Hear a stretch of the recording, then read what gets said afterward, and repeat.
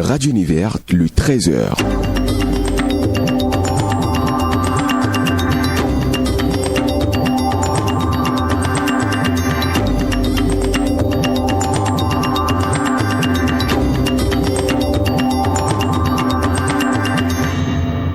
Plaisir renouvelé de vous savoir à l'écoute de Radio Univers. Bonsoir mesdames, bonsoir messieurs, le journal, les titres.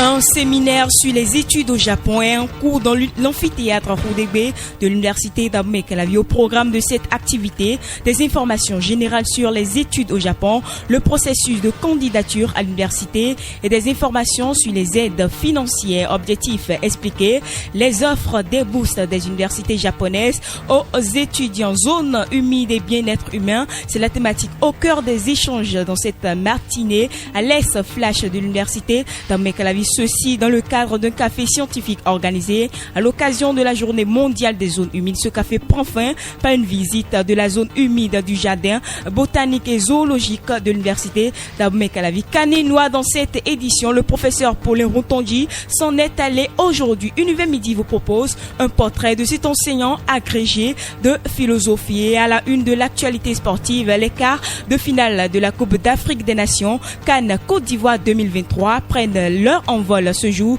Les Super Eagles du Nigeria défient la troupe des Panthères Noires de l'Angola.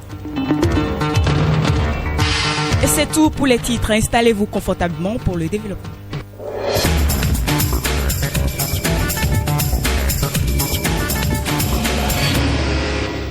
Bienvenue à tous. Un séminaire qui a pour but d'outiller sur les informations liées au processus de candidature à l'université du Japon s'est tenu ce matin dans l'amphithéâtre Rudebe de l'université d'Abomey-Calavi. C'est une initiative du décanat de la faculté des lettres, langues, arts et communications, FLAC de cette université. Cette séance d'explication sur les offres des bourses d'études des universités japonaises a connu la présence d'une variété des étudiants issus des différentes facultés et écoles de l'université d'Abomey-Calavi, généraliste sur les bourses d'études, système de débouchés, voilà, avantages ou formations disponibles et témoignages sont sont des sujets qui ont servi d'échange des informations pratiques et thématiques, cours primaires, secondaires, production artistique, commercialisation, entrepreneuriat, générie sont entre autres les filières dans lesquelles les étudiants peuvent postuler. Alors,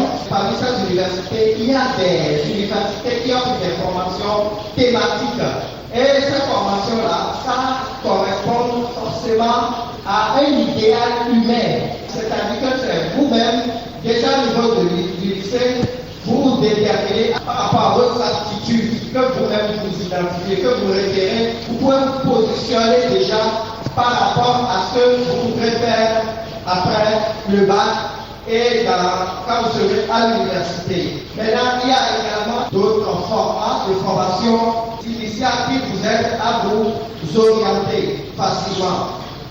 Pour être retenu dans une université japonaise, il faut s'exprimer en anglais, remplir les critères demandés, notamment lettre de recommandation 4 de nationalité valide, connaître ses potentialités. Plus de 800 000 universités japonaises accueillent des étudiants béninois chaque année. Un café scientifique s'est déroulé aujourd'hui même à l'université d'Abomey-Calavi. Ce café entre dans le cadre de la journée mondiale des zones humides, placée sous le thème zone humide et bien-être humain. 3 communications sont développées au cours de cette activité. Elle s'est déroulée à l'Est Flash de l'université d'Abomey-Calavi. Le compte rendu avec Damien Vaudouma.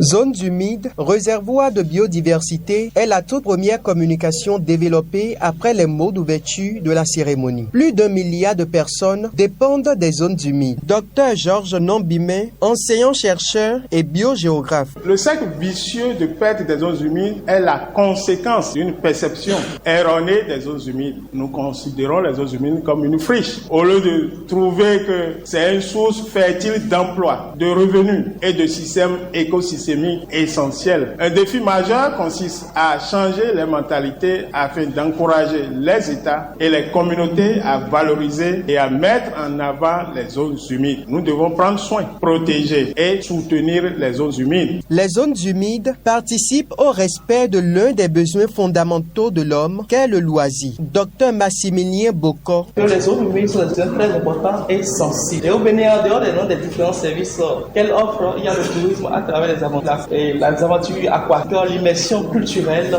l'ornithologie. Il faudrait donc savoir concilier cette activité et la préservation de nos zones humides. Et cela passe donc par la sensibilisation, les partenariats avec la communauté, parce que si vous n'avez pas la communauté à la base, cela ne va pas marcher. Et enfin, le soutien financier. Quoi qu'on dise, quoi qu'on fasse, il faut d'abord de l'argent. Deux fonctions principales régissent les zones humides. Il s'agit des fonctions physiques et biochimiques. Docteur Estelle Brun. Concernant les fonctions physiques et biochimiques, à ce niveau, nous avons parlé de véritables filtres épurateurs. Et là, il y a deux filtres. Nous avons les filtres physiques et les filtres biologiques. Nous entrons ainsi dans la fonction écologique. Et cette fonction écologique, c'est vraiment un véritable réservoir de biodiversité. Sensibiliser le grand public et les acteurs sur l'importance de préserver et de restaurer les zones humides, nous dirons les communicateurs. Et parlons toujours des zones humides. Elles sont parmi les milieux les plus productifs de la planète. Ces zones humides fournissent l'eau et la productivité dont les espèces de plantes et d'animaux dépendent pour leur suivi. En quoi les zones humides constituent des réservoirs de biodiversité? Réponse avec Valérie Agbouressi. Les zones humides protègent les crues d'eau. Elles épurent l'eau des matières minérales organiques et luttent contre le changement climatique. Dr Georges Nobimé, enseignant-chercheur, biogéographe et primatologue. Ce sont de véritables infrastructures naturelles. Elles constituent entre autres des puits de carbone. Elles retiennent près de 30% de tout le carbone terrestre, soit 2 fois plus que les forêts au niveau mondial. C'est aussi des remparts contre les effets du dérèglement climatique, contre l'érosion du littoral, les inondations, les sécheresses. C'est aussi des réservoirs d'eau potable. C'est aussi des filtres naturels améliorant la qualité de l'eau. Les zones humides contribuent aussi à la protection de la faune. Elles offrent des conditions favorables au développement de toutes les formes de vie animale et végétale. Dr Georges Nobimé. Beaucoup d'espèces d'oiseaux se retrouvent dans cette zone, soit pour nicher, soit pour s'alimenter. Mais dans le même temps, il y a beaucoup d'animaux que nous retrouvons dans ces zones. La loutre, nous avons le crocodile qu'on peut retrouver facilement dans ces milieux. Nous avons le fameux Saint-Yaventourou qui est abrité par cette zone. Nous avons le dama d'arbre, cet animal qui aboie comme le chien dès la tombée de la nuit. Nous avons du poisson naturellement. Et nous avons ce qu'on appelle Sitatunga, qui est l'antilope d'eau. La pollution de l'eau et la charge de matières nutritives qui proviennent du ruissellement des engrais sont parmi les menaces qui pèsent sur les zones humides. On fait un tour à Djara pour parler d'un colloque scientifique international qui va se tenir les 23, 24 et 25 juillet prochains ici à l'université d'Amérique. La ville porte sur le thème politique publique agricole et rôle des collectivités territoriales dans la sécurité alimentaire en Afrique. Quel levier de prospective. L'initiative émane du département de sociologie, anthropologie de la Flash Adjara au département de sociologie de l'université Cheikh Anta Diop de Dakar. Il s'agit de réfléchir sur les contours d'une perspective agricole afin d'affronter divers enjeux sociaux, environnementaux et économiques. Ce colloque va permettre aussi de renforcer les résiliences face à de nouvelles tendances lourdes inhérentes au choc futur. Des axes thématiques et des tables rondes sont prévues pour ce colloque scientifique international. On fait en tout cette fois-ci à l'université de Parakou. La presse universitaire journal L'étudiant noir de l'université organise la 3e édition de sa rentrée journalistique. C'est à travers une cérémonie qui va se dérouler demain dans l'amphithéâtre Solidarité de cette université. Défis et perspectives du journalisme web à l'ère du développement des médias médias numériques, mobiles et sociaux. C'est la thématique qui va faire l'objet de cette rentrée radiophonique. On reste toujours à Parakou, voilà, le lancement officiel de la phase 3 du projet Biz 2 s'est tenu mercredi dernier à l'université de Parakou. À travers ce projet, l'équipe rectorale œuvre pour une université entrepreneuriale en offrant aux étudiants la possibilité d'acquérir des compétences pour le savoir-être et l'auto-emploi. La cérémonie, présidée par la vice-rectrice, a connu la présence de plusieurs d'autres autorités. La troisième vice-rectrice, professeure Yvette Doubougan, a rappelé l'engagement de l'équipe rectorale qui s'investit dans le développement des capacités des étudiants. Le lancement officiel s'est tenu dans la salle 22 de l'université de Parakou. Et toujours à l'université de Parakou, la Fondation Vallée offre une bibliothèque à la faculté de médecine. La cérémonie d'inauguration de l'extension de la bibliothèque du Conseil des activités éducatives du Bénin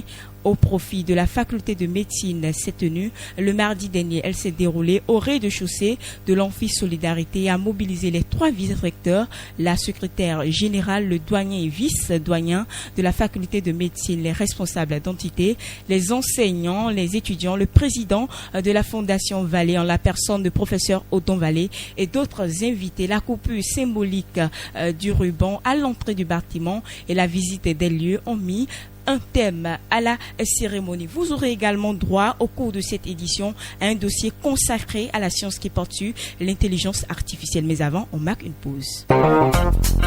Le journal Les Sciences.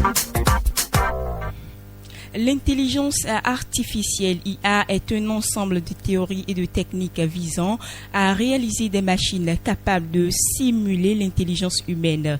Dans les années 2010, les assistants personnels intelligents étaient l'une des premières applications grand public de l'intelligence artificielle. À travers ce dossier Science, Rachel Passassi aborde avec les chercheurs l'impact de l'intelligence artificielle sur les recherches, notamment dans les domaines de la santé, de l'agriculture et de l'environnement, des réalisations et avancées du point de vue scientifique dans ces 3 domaines, ainsi qu'au niveau des startups en Afrique et des défis liés à la mise en œuvre et au déploiement des techniques de l'intelligence artificielle dans ces 3 secteurs. Suivez plutôt. L'intelligence artificielle utilise des méthodes de résolution de problèmes à forte complexité logique ou algorithmique. Elle favorise les recherches scientifiques en ce sens qu'elle facilite notamment l'analyse des données massives. Professeur Romain Glélé-Kakaï, titulaire de biostatistique et directeur du laboratoire de biomathématiques et d'estimation forestière, l'ABEF. L'IA permet de faire beaucoup de choses dans la vie courante. Par exemple, en agriculture, l'IA permet de réduire la force du travail et permet d'avoir une agriculture de précision. Alors, les recherches essentiellement, c'est de développer les algorithmes. Par exemple, au niveau du laboratoire de biomathématiques et d'estimation forestière, on s'emploie à développer des algorithmes, mais aussi à comparer des algorithmes existants. Les algorithmes sont déjà là et on va les comparer par rapport à une tâche précise pour estimer le rendement d'une culture, pour détecter très rapidement un certain nombre de maladies. Par exemple, les maladies rénales, comment faire pour pouvoir détecter sans passer par des analyses médicales qui sont très coûteuses. Les réalisations et avancées de l'IA du point de vue scientifique ne sont pas les moindres dans les domaines de la santé, de l'agriculture et de l'environnement. Fatou Bintou Ndiaye, doctorante en imagerie médicale à l'École supérieure polytechnique ESP de Dakar. Pour certaines réalisations notables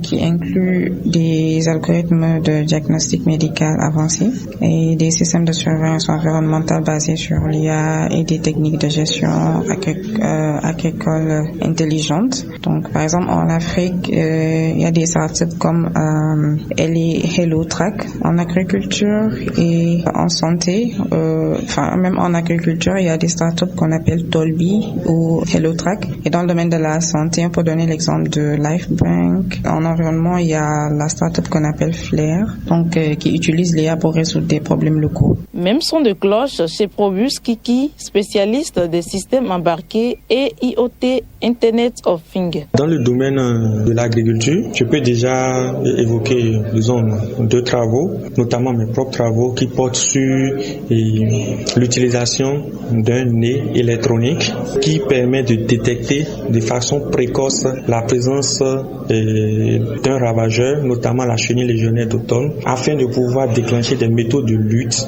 efficaces pour réduire l'utilisation des pesticides dans les champs, afin de promouvoir une agriculture écologique. Nous avons d'autres travaux qui permettent de prédire, par exemple, les récoltes à travers des images des cultures prises par drone, par exemple, pour pouvoir anticiper sur le processus de récolte et le processus de stockage, de transport, de vente par la suite, de façon à améliorer les performances du processus. L'intelligence artificielle est confrontée aujourd'hui à une variété de défis. Il s'agit entre autres de la couverture de la connexion Internet, de l'intégration des systèmes et des données. Fatou Bintou Ndiaye. Des défis subsistent tels que l'accès limité aux données, qui est très important par exemple en Afrique parce qu'on a vraiment des problèmes pour avoir des données. La formation spécialisée dans ce domaine-là et aussi surtout le financement. Le professeur Romain Glele Kekaï aussi sur les défis liés à la mise en œuvre et au déploiement des technologies de l'IA. Une technique qui demande beaucoup d'énergie. Parce que vous ne maîtrisez pas l'énergie électrique, vous ne pouvez pas utiliser l'IA. Et l'IA nécessite aussi l'Internet. Donc le Wi-Fi, il faut une bonne connexion et une bonne couverture. Il faut noter qu'il existe 3 types d'IA. L'intelligence artificielle étroite, ANI, l'intelligence artificielle générale, AGI, et la super-intelligence artificielle, ASI. On marque à présent une courte pause pour découvrir le portrait du professeur Paulin Routonji.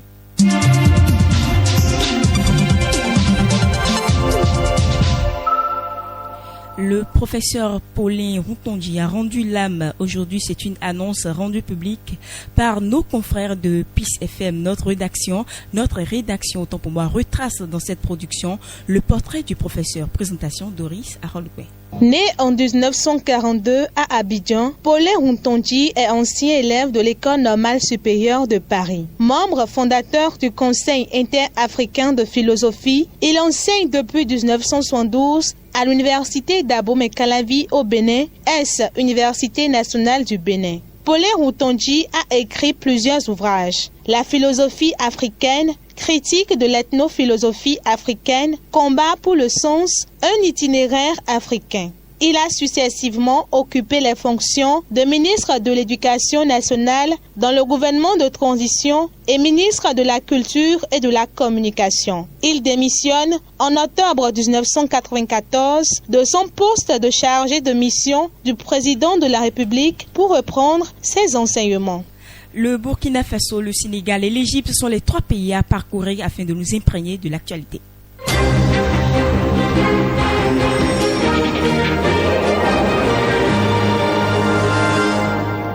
Rachel Kwassassi, bonsoir.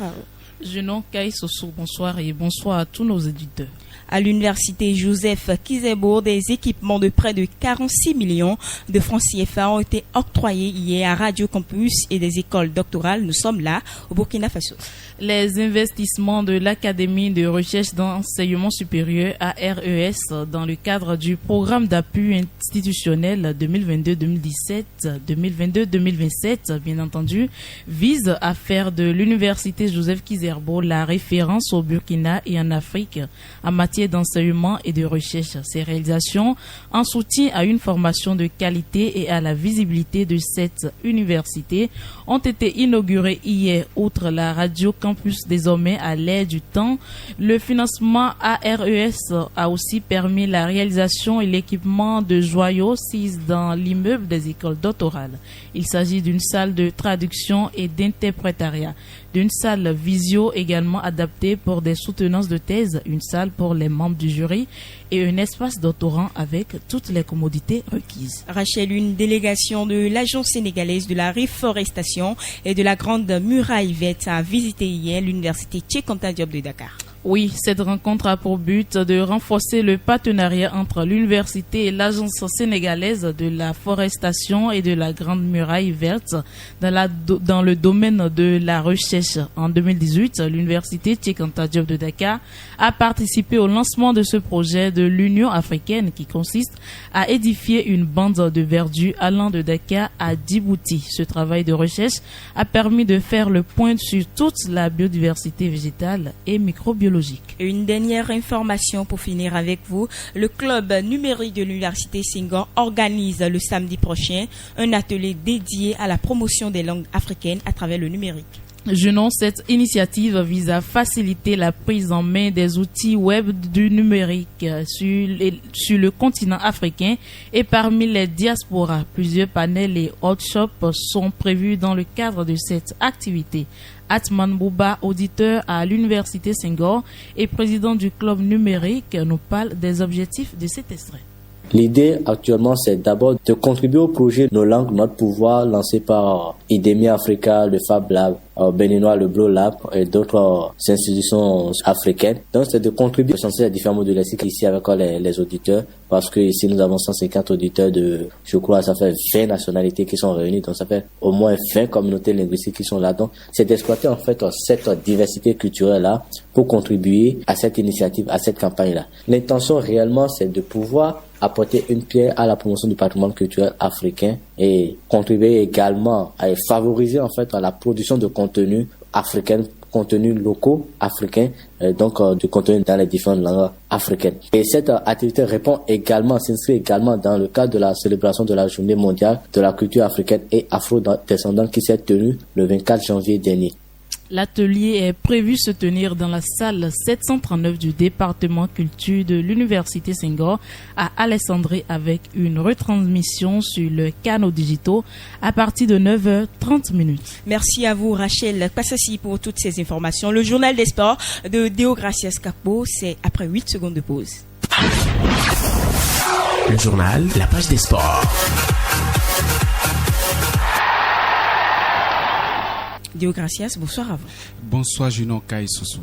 Deuxième tour des éliminatoires de la Coupe du Monde féminine U17, la délégation algérienne déjà à Cotonou pour le compte du match aller.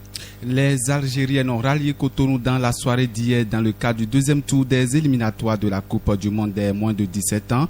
Les Fennecs d'Algérie affrontent en double confrontation les Amazones du Bénin. Les Fennecs tiendront une séance d'entraînement aujourd'hui avant la séance de reconnaissance de pelouse prévue pour demain. De leur côté, les Amazones du Bénin continuent d'affûter leurs armes pour cette double confrontation. Elles ont tenu dans l'après-midi d'hier au stade général Mathieu Kérékou de Cotonou une énième séance d'entraînement sous la houlette du coach Sylvain Zenouveau. Deogracias, c'est la phase du titre du championnat professionnel dénommé Super League Pro va prendre son envol le 10 février prochain. C'est ce qu'il faut retenir du calendrier publié hier par la Ligue de football du Bénin. De ce calendrier, il ressort que la compétition va se disputer en 24 journées, soit 192 matchs, comme d'habitude, avec la fin de la phase aller prévue pour le 7 avril 2024. Quant à la phase retour, elle va se tenir du 27 avril au 23 juin 2024. 13e édition des Jeux africains, le Bénin fixé sur ses adversaires depuis hier.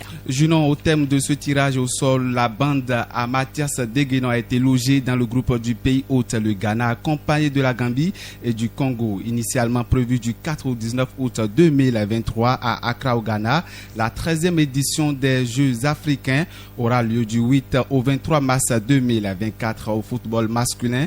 9 équipes sont engagées à raison des 8 quarts de finalistes. Le Bénin ayant atteint ce stade de la compétition avant d'être éliminé par le Sénégal, futur vainqueur est donc qualifié pour cette édition des Jeux africains. Première édition Chypre, Kato Kopias s'incline pour le comeback de Khaled Adénon. Ceci pour le compte de la 22e journée du championnat de Chypre, première division opposée à Ethnikos. Les Veilles Blancs ont été battus hier 0-2. Junon sans club depuis juillet 2023 après la fin de son bail avec le club chypriote. Le défenseur béninois a effectué son retour dans l'effectif Adénon, dont le retour avec Kato Kopias a été officialisé hier, à disputer les dernières minutes de la rencontre. Le Guépa est entré dans les arrêts de jeu. Son club occupe la dernière place au classement avec 11 points. Et on parle à présent de la CAN pour finir. Après 2 jours de pause, la compétition reprend vie avec une étape cruciale, celle des quarts de finale. L'Angola défie le Nigeria dans quelques heures. Tout à fait. Ce soir à 18h, les Super Eagles du Nigeria vont défier la troupe des Panthères Noires de l'Angola. Une rencontre à prendre au sérieux par le triple champion d'Afrique pour éviter le pire face à une formation vaillante de l'Angola qui veut titiller le haut du podium. À 21h, les Léopards de la République démocratique du Congo vont affronter la bande Akoba Diawara du Sili National. Retournons qu'à cette étape de la compétition, tous les favoris ont été éliminés à l'instant du Nigeria et de la Côte d'Ivoire qui continuent de nourrir les espoirs pour un nouveau sacre. Dieu gracias Capo. Merci Ravo. Merci.